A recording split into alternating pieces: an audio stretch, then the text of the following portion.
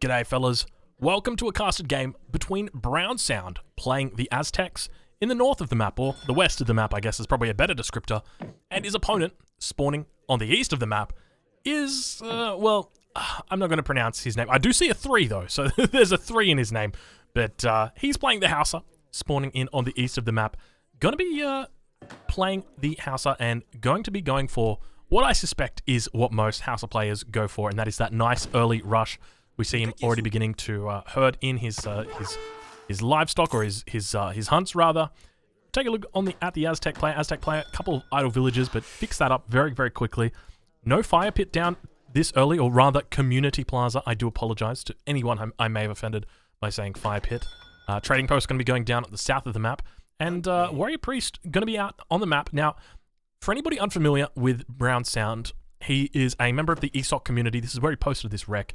He's playing the Aztec, and the Aztec used to be a fan favorite of the player by the name of Diruga. Now, for anybody familiar with Diruga would know that he is an absolute beast of a player, and he loved the Aztec, and one of the things...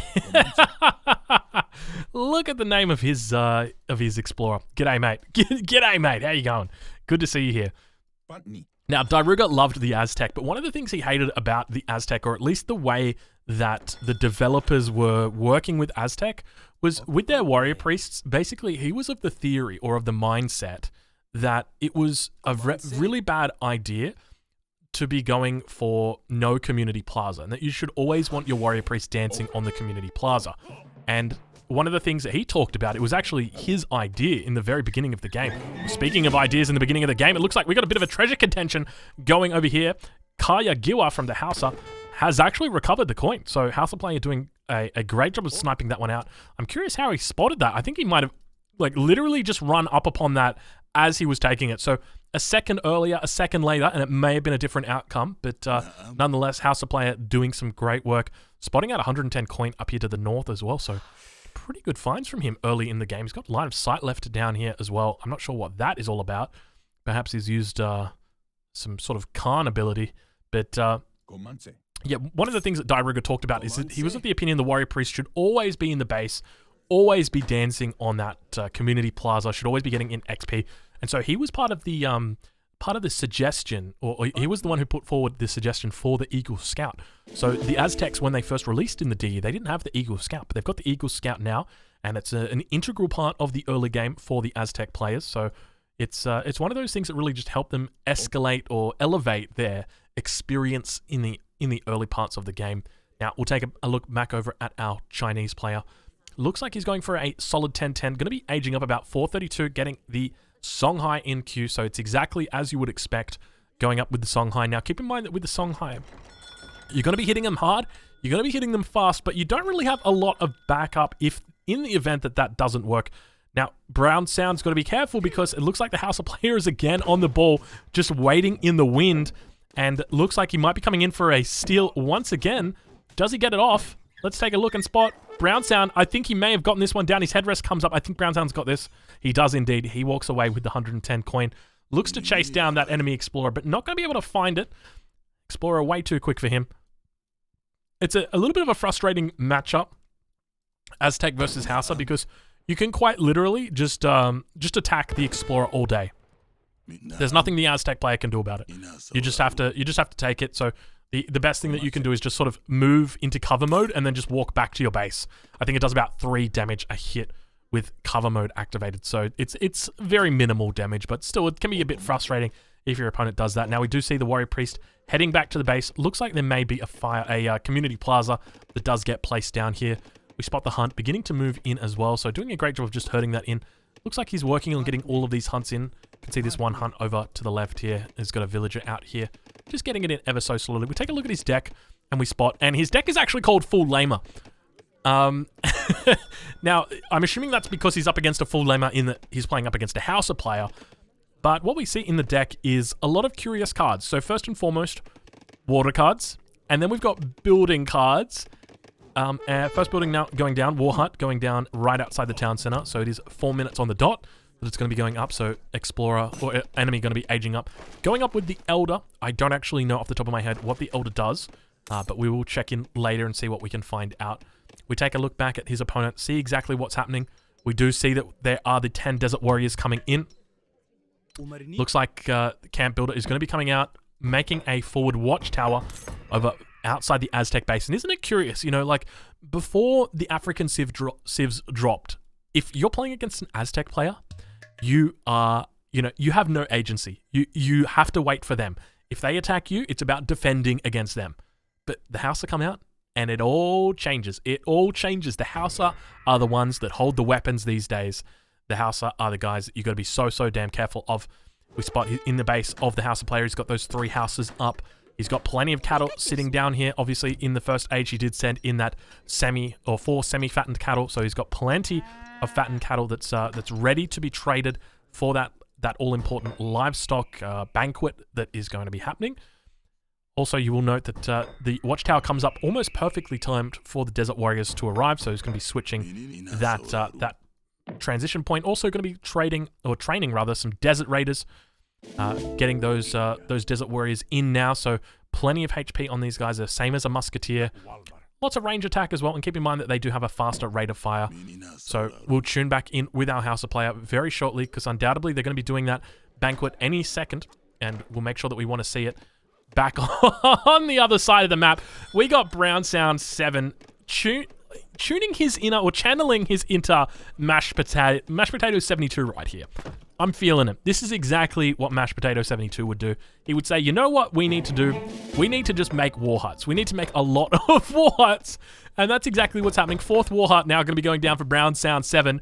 And I tell you what, it's going to be looking like Brown Sound GG very shortly, because I don't think this Hausa player is going to have any trouble dealing with this. I'll be curious to see how well they hold, but you know, something tells me that the Hausa is just going to be able to overwhelm the opponent. Songhai Raid going to be coming in as well. Keep in mind, we're not even at the 6-minute mark yet. But there it is now. So those Raiders going to be coming in with the Desert Raiders as well. So plenty of siege on these bad boys in total. You've got 24 siege on these units. You've got 30 siege or 15 siege on these units, but a much higher rate of fire, working out to be about 30. And then 26 on these Hausa Raiders. So much siege on this. He spots the blockhouse, or rather the war hut. He spots the first one. He sees all 4. Does he commit? Is he going to keep going to it? You can barely see that little arrow come out when it shoots out from the war hut. It is hitting, and he does look like he pulls back, at least initially. 700 influence going to be coming in now for the Hausa player as well. Curious what he's going to be aiming to achieve with that. Switching it up for 700 wood. I think this is a much better play, going for a 700 wood shipment here. If you spot your opponent doing this, ship 700 wood, take 3 TPs, ship research stagecoach, and go H3. That's exactly what you need to do in this position. So I'll be curious to see whether he actually goes for it. We spot out a little bit of a raid that he is attempting up towards the north. Looks like his units aren't going to really find anything to connect with. There are a couple villages in there that, oh my lord, that villager just evaporated. Looks like a couple of Puma are going to be able to sort of hold the line there. But Hausa player managing to just sort of get a little bit of damage in. Not too much. Is that a 5th one? That's a 5th war hut going behind it. So Brown Sound definitely doing a lot of work. 19 villages here. And I think now might be a great time to sort of speed the game up. We'll turn off the line of sight just so that we can spot what's happening. And Schooners going to be coming in from the home city. I got to agree with Schooners for the Aztec player. It definitely seems like the right choice. Dropping down that wall as well is correct. The only issue he's got is he needs to get a dock in here. If he goes for one out here, very easy to sort of take this down. And if our Chinese player has actually researched, or not researched, but scouted out the deck, he would know that water is definitely a potential option. And if you're in this position, okay, you got to think about it from the house's perspective, okay? What have you spotted? Your opponent is walling up. You know that. You've spotted 5 of their war huts, so they're turtling, okay? Turtling beats a rush. What beats a turtle? A boom. So your first thing is correct. You're booming. But the problem is your opponent may also be booming as well as turtling, because you've gone for like a rush into a boom. Now they're going for a turtle into a boom. And so how do you beat that? The best thing that you can do, you need to be scouting out for docks constantly. So that means having a unit going up and down here. It also means potentially moving a villager up to the north and just walling off the shoreline. It might seem a little bit silly, but what you can do on this map especially is you can wall between these little cliff faces. So you wall from this cliff face right along here to the north, okay? Probably about 30 wood. Then you drop another wall in right along here, just like that, all the way down. And that's it. And you just move it down to about here. and then you're fine. Your opponent can't drop any sneaky docks. And speaking of sneaky dock, that's exactly what happens. Brown Sound 7 knows what's up. Actually hiding the villager all the way at the very top of the map. Incredibly good thinking. Very, very good thinking. And that's exactly it. 9 minutes 40, so still relatively early in the game. The only way, in my opinion, that the Hausa player can actually lose this game is if a water boom happens. And Brown Sound 7 is able to water boom without being unchallenged at all. If he can do that, then he can win. Now, keep in mind, when it comes to the Hausa, okay, you might think that their units are strong, and they are. But the Mace Halton, which I don't actually think is called the Mace Halton anymore, is it? It's called the Slinger now. The Otontan Slinger is incredibly strong against all of the African civs. Primarily because it trades very effectively. So it's one of those things. You're kind of on a timer against an Aztec player as the Hausa.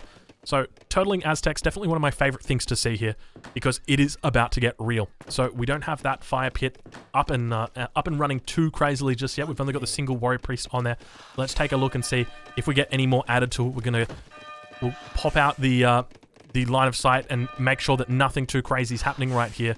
That you can see that villager boom is really happening. 41 villagers now, 43, 44.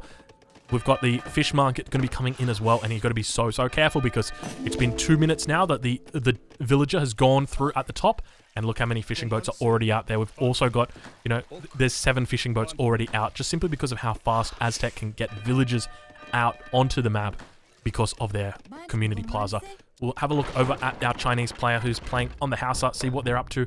Dropping down the all-important, the palace. Is it the palace? I can't remember exactly if it's called a palace. I think it's a palace. I'm trying to look. Is it this card here? Nope. I think it's a palace. We'll call it a palace.